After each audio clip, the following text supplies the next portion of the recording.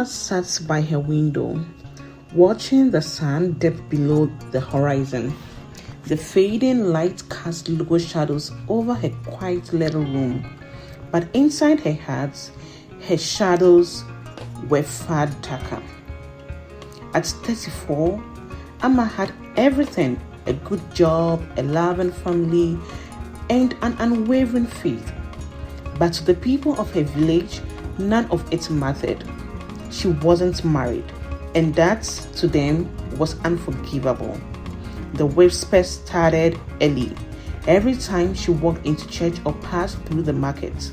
Still no husband, Auntie AC would ask loudly, her tone dripping with pity. Ah, what is she waiting for? At her age, still no husband? Even the younger girls are settling down. Amma pretended not to hear, but each word felt like a danger. She smiled through it all, holding on to the promises of God. She had prayed, she had fasted, she had believed. But year after year, no husband came. And now, even her closest friend had begun to pity her. That night, after yet another family gathering filled with subtle jabs and sideways glances, Amma knelt down by her bed, tears streaming down her face. God, have you forgotten me? She whispered. I've done everything. Why am I still alone? The silence in her room was deafening. It felt as though even heaven had turned its face away. Days turned into weeks, and Amma's faith, once unshakable, began to falter.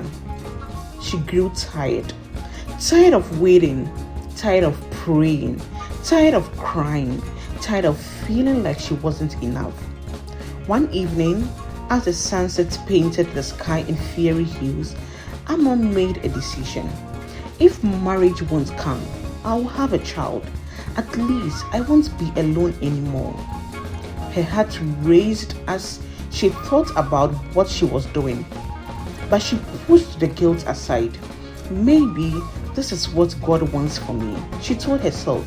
Maybe this is the way out. Amma met Kofi not long after. She was charming, he was charming and attentive. Everything society said a man should be.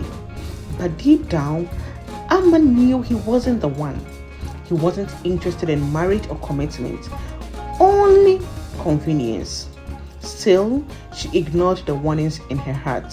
Desperation had silenced her better judgment.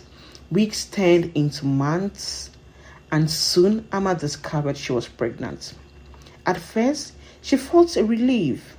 Finally, the whispers would stop. Finally, she would have someone to love her unconditionally. But the relief was short-lived. The news spread like wildfire, and the same society that had pressured her now turned against her.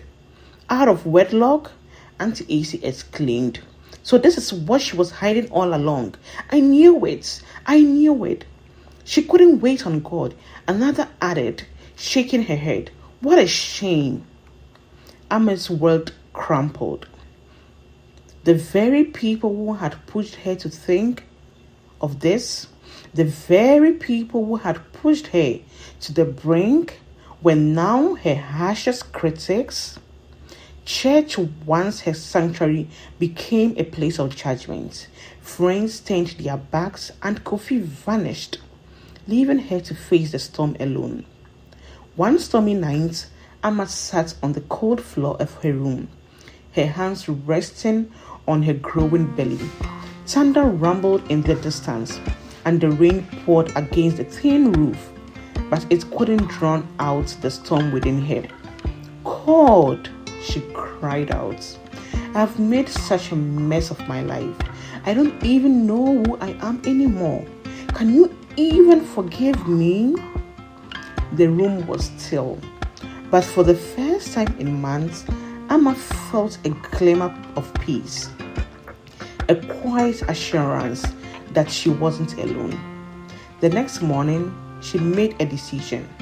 She would return to church. Not for the people, but for herself. She walked into the sanctuary, her head held high, ignoring the whispers and stares. That day, the sermon was about grace. God's love is for everyone. The pastor said, "It's not for the perfect, but for the broken, the weary, and those who feel unworthy. His grace is enough." Amma wept. Those words pierced her heart. She realized that while she had turned away, God had never left her side. Amma gave birth to a beautiful baby girl called Inshira, which means blessing. Though society still whispered, Amma held her head so high, knowing she was walking in God's grace. She joined a group of women who supported and encouraged her, and slowly her faith grew stronger. 2 years later, Amma met Kwame, a kind and God-fearing man who loved both her and her daughter. Their love was genuine, not built on pressure or desperation, but on trust and mutual respect. They married in a small ceremony, surrounded by people who had seen her journey and now celebrated her redemption. The lesson learned from the story is that Amma's story is a reminder that no matter how far we stray, God's grace is always enough to bring us back. Society's expectations can be suffocating, but living to please others often leads to heartbreak. Amma learned that her worth was never in her marital status or societal approval, but in the unwavering love of God. In life, we all face moments of desperation, when the weight feels endless and the pressure feels unbearable.